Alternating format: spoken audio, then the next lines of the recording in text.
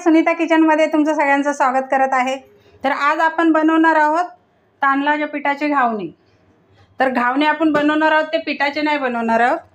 तर हे बघा, इथे मी दुपारी तांदूळ भिजत टाकलेत। ह्या गळासाने मी 1 ग्लास हे तांदूळ घेतलेले आहेत आणि ते मी भिजत टाकलेत। आणि हे तांदूळ आता आपल्याला मिक्सरवरती बारीक करून असं घ्यायचे आहे आणि ह्याचे आपल्याला घावणे करून घ्यायचे। तर मी आता हे तांदूळ मिक्सरवरती बारीक करणार आहे। हे बघा, भिजलेत चांगले आणि मी लगेच ताबडतोब घावणे करायला घेणार आहे। आता एखाद्या वेळेस जर आपल्याकडे तांदळाचं पीठ नसेल आणि आपल्याला वाटले बाबा काय आता चपाती भाकरी खायचा कंटाळा आलाय, काहीतरी करावं वेगळं, तर हे असं तांदूळ भिजत टाकले आणि पटकन जरी घावणे बनवले ना तरी पण ते होऊ शकतात।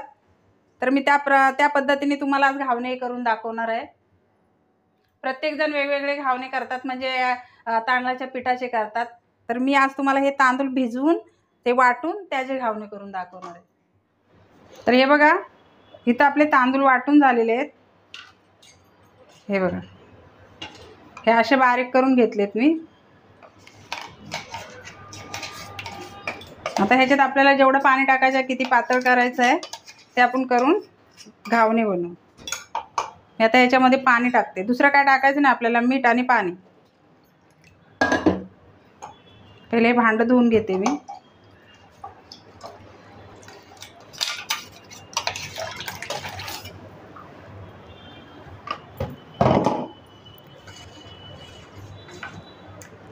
आता हे जास्त घट्ट आहे तर मला पातळ करून घ्यायचं आहे ते। आता मीठ टाकून घेते आणि घावणं बनवायला सुरुवात करते।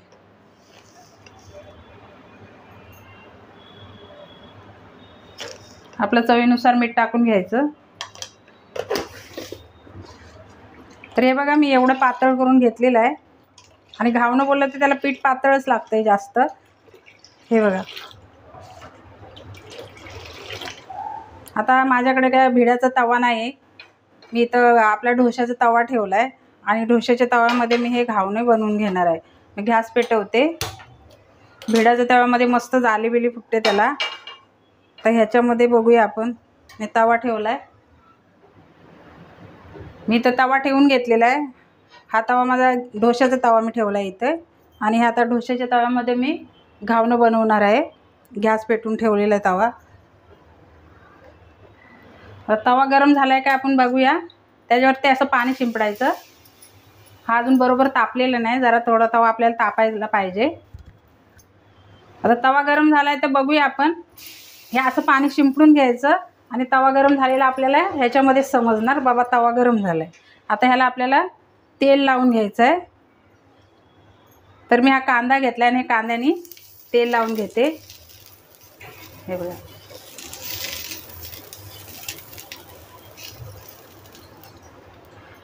आणि हे पीठ आहे ना आपलं, ते असं हलवून घ्यायचं, नाही तर बघा असं खाली पीठ राहतं आणि वरती पाणी असतं। हे असं हलवून घ्यायचं। गॅस थोडा बारीक केला आहे मी।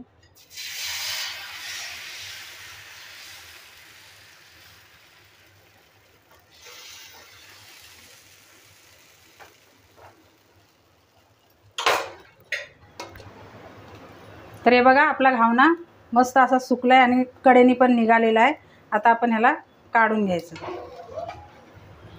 हा बघा, अगदी इझीमध्ये निघतोय आणि मी ह्याला अशी दुमड मारून पण घेते। हा बघा,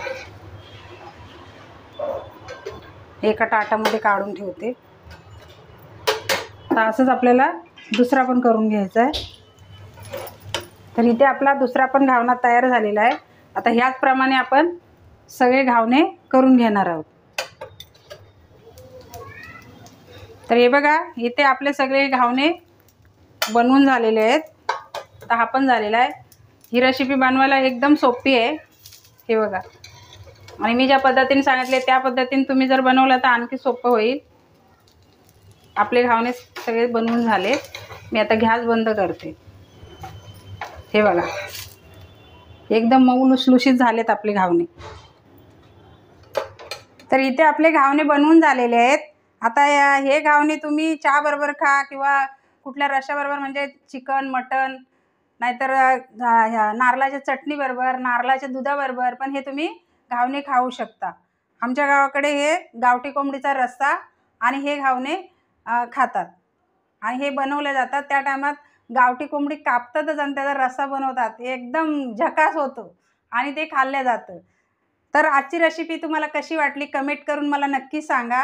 व्हिडिओ आवडला असेल तर व्हिडिओला लाईक करा, जास्तीत जास्त शेअर करा, चॅनलला सबस्क्राईब करायला विसरू नका. पुन्हा भेटूया असेच एखाद्या नवीन रेसिपीसह. व्हिडिओ बघितल्याबद्दल धन्यवाद.